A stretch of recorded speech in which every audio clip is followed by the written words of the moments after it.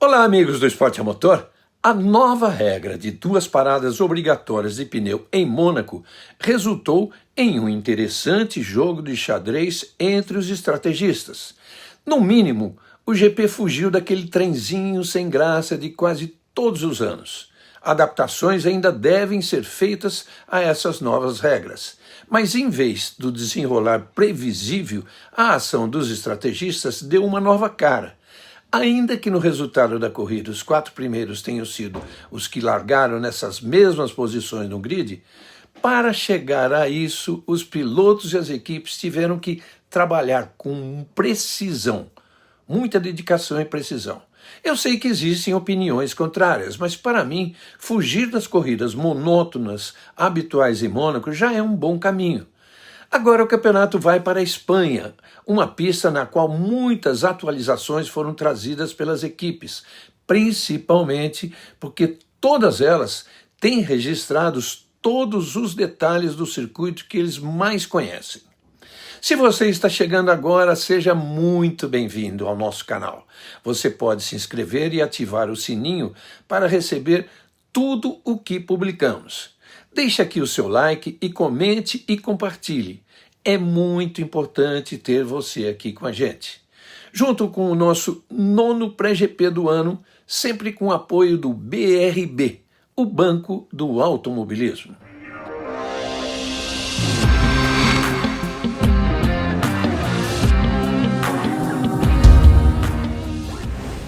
Com uma população de 48 milhões de habitantes, a Espanha é uma nação marcada pela diversidade cultural e pela preservação de tradições regionais. O idioma oficial é o castelhano, mas o país reconhece outras línguas como o catalão, o galego e o basco falados nas respectivas comunidades autônomas. Em Barcelona reina o catalão, um idioma que soa como o português às vezes. O país é um dos maiores produtores de vinho e azeite do mundo, e a gastronomia espanhola tem pratos mundialmente conhecidos como a paella, e as famosas tapas, que nós conhecemos aqui como beliscos. Elas fazem a diferença. Para deixar bem claro, beliscos por lá não são fatias disso ou daquilo, chamadas de tira-gosto. As tapas são feitas à base de frutas do mar, carne, jamón serrano, manteigas especiais, muito tempero e, bom, chega por aqui porque já dá água na boca de pensar em tudo que já degustamos, principalmente na cerveceria catalana, a melhor das tantas que existem em Barcelona. É tão bom que ao entrar em um bar de tapas não se imagina, mas ao sair não há mais necessidade de continuar a comilança em um restaurante. A Espanha tem em seu território uma das maiores redes de trilhos de trem de alta velocidade da Europa. Algumas tradições conseguem superar o passar dos anos. A famosa siesta, por exemplo, que é um momento para uma soneca após o almoço, resiste ao tempo. E exceto nos grandes centros comerciais e turísticos, mesmo nas capitais, o comércio fecha por algumas horas e reabre após a siesta. Lógico, né? O território espanhol traz algumas das fronteiras mais incomuns do mundo. A primeira delas é um pequeno território chamado Llívia, que fica dentro da França, a apenas 2 quilômetros da fronteira. Mas os seus 1.500 habitantes têm nacionalidade espanhola e falam catalão.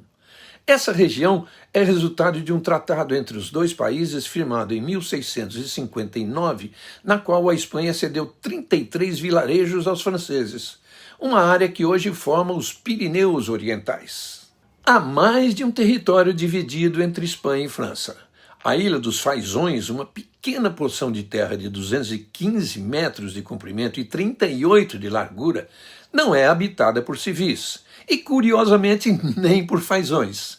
Desde o século XVII, os dois países dividem a administração desse condomínio que flutua sobre o rio Bidasoa entre a cidade de Irún, na Espanha, e Hendaya, na França. O tratado entre eles pôs fim à Guerra dos 30 Anos, também em 1659. De 1º de fevereiro a 31 de julho, a ilha é governada pela Espanha. De 1º de agosto a 31 de janeiro, a administração é francesa. Bem curioso, né? Foi nessa ilha que Maria Teresa, filha do rei espanhol Felipe IV, foi entregue à corte francesa para se casar com o rei Luís XIV.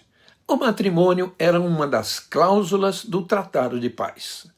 Já no sul da Espanha, o Estreito de Gibraltar é o ponto de menor distância entre Europa e África, apenas 14 quilômetros separando os dois continentes. Apesar de estar na Espanha, Gibraltar é um protetorado britânico, tomado em 1704. Até hoje, a Espanha reclama soberania do território, o que é rejeitado por 99% da população que tem no inglês o seu idioma oficial e a libra esterlina é a sua moeda.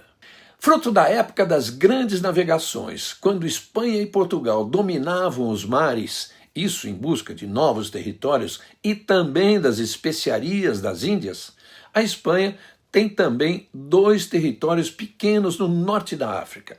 Ceuta é uma cidade autônoma espanhola que faz parte do território marroquino, tem 18 quilômetros quadrados e é a mais próxima de Gibraltar, assim como Melilla, às margens do Mediterrâneo.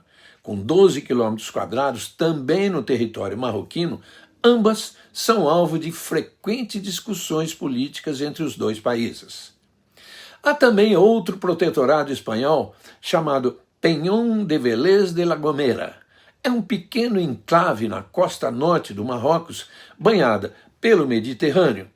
A Espanha tomou esse território em 1564, mas não há população civil, apenas um destacamento de militares espanhóis que se revezam. Tem a menor faixa de fronteira do mundo, apenas 85 metros de extensão. Barcelona, sede do Grande Prêmio, é a segunda maior cidade do país, com cerca de 1.600.000 habitantes e mais de 5 milhões na região metropolitana. A cidade é um importante centro econômico e industrial, destacando-se pelo turismo, a indústria naval e o setor de tecnologia. Barcelona é também um referencial cultural com sua arquitetura modernista. As praias urbanas, que são um legado da remodelação pela qual passou a cidade para receber os Jogos Olímpicos de 1992, e a famosa Igreja da Sagrada Família, que segue em construção desde o século XIX e não terminará antes de 2026, ano em que se comemora o centenário da morte de seu criador, Antoni Gaudí.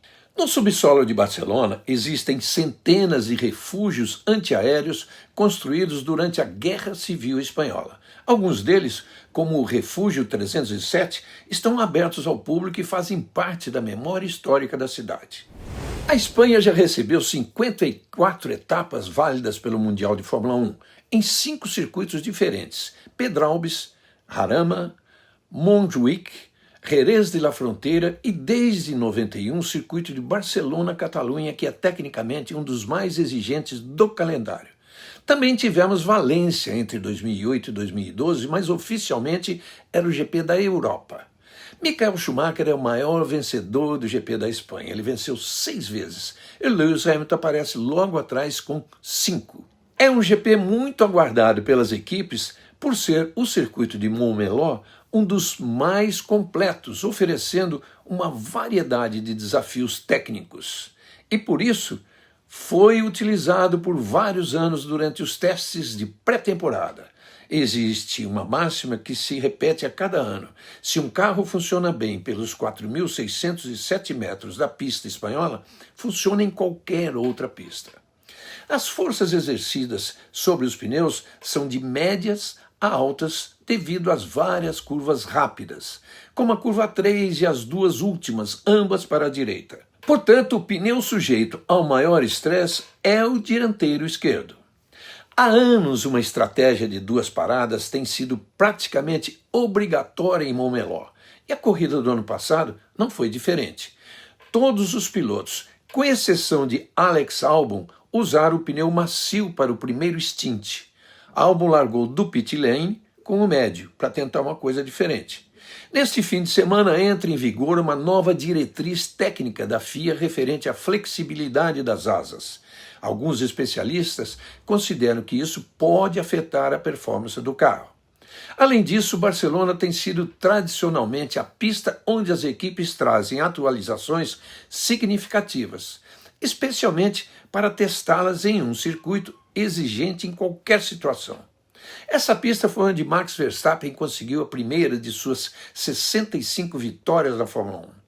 Ela aconteceu no auge da briga interna da então dominante Mercedes com Nico Rosberg e Lewis Hamilton.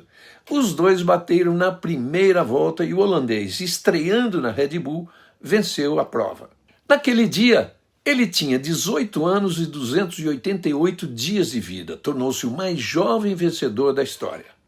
9 anos depois, temos uma outra equipe dominante com 2 pilotos brigando entre si. Dessa vez é a McLaren, que só concorda com esse negócio de ordens de equipe perto do final do campeonato. Aliás, esse será o último GP da Espanha em Barcelona. A partir de 2026 e com um contrato de longa duração, a Fórmula 1 deixa a Catalunha em direção a Madrid. Um circuito de rua de 5.400 metros e 22 curvas está sendo construído no distrito de Barajas, onde fica o aeroporto internacional também com o nome de Barajas. Madrid será a única capital europeia a sediar um GP na próxima temporada. Única porque o Azerbaijão tem parte de seu território tanto na Europa como na Ásia, mas a capital, Baku, já fica na porção asiática do país. Oscar Piastri segue na liderança agora com 161 pontos, mas viu sua vantagem para o companheiro de equipe Norris cair para apenas 3 pontos, 61 a 158. Max Verstappen é o terceiro com 136, George Russell não pontuou em Mônaco e continua com os 99 pontos, Charles Leclerc, mesmo sem a segunda vitória consecutiva em casa, é o quinto com 79. Na sequência aparecem Lewis Hamilton com 63, Kimi Antonelli com 48, Alex Albon com 42, Esteban Ocon com 20 e Isaac Hadjar subindo para o 10º posto, agora somando 15 pontos e tirando Lance Stroll dos 10 primeiros. Entre os construtores, a McLaren segue na frente com 319 pontos, mais do que o dobro da Mercedes, a segunda colocada, que tem 147. A corrida em Mônaco deixou a briga pela vice-liderança da tabela de construtores muito interessante. A Red Bull, em terceiro, soma 143, apenas 4 a menos do que a Mercedes. Agora a Ferrari encosta de vez, está em quarto com 142, 1 ponto separa as duas. Depois vem a Williams com 54 e a Haas com 26, pontuando com seus 2 pilotos em Mônaco, a Racing Bulls foi a 22 pontos e ultrapassou a Aston Martin, que segue com 14. A Alpine com 7 e Sauber com 6 completam a classificação. A programação do GP da Espanha segue o padrão das corridas europeias, com raras exceções. Na sexta-feira, temos o primeiro treino livre às 8h30 da manhã e o segundo ao meio-dia. No sábado, o terceiro treino livre acontece às 7h30 da manhã e a classificação logo depois às 11h. No domingo, largada do GP 10 horas da manhã e nós estaremos ao vivo a partir das 9h.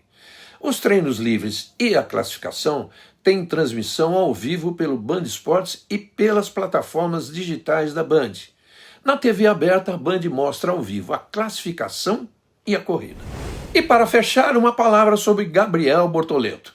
Em Mônaco, ele protagonizou uma das manobras mais bonitas do fim de semana, ultrapassando Kimi Antonelli por fora na super apertada curva da estação. Na sequência, Antonelli deu o troco e Gabriel foi parar no guarda-reio. Isso tudo na primeira volta da corrida. Mas o brasileiro voltou e ainda terminou em 14º. Finalmente, a Sauber trouxe a Barcelona um pacote de atualizações e a expectativa do piloto da Sauber é poder brigar de forma mais frequente pelo Q2. E quem sabe aparecer também no Q3. É um sonho de Nico Hülkenberg e de Gabriel Bortoleto. A gente segue acompanhando de perto. Amigos, obrigado mais uma vez pela companhia de vocês e não se esqueçam de curtir o nosso vídeo. A gente se vê na tela da Band no final de semana. Um grande abraço a todos e tchau!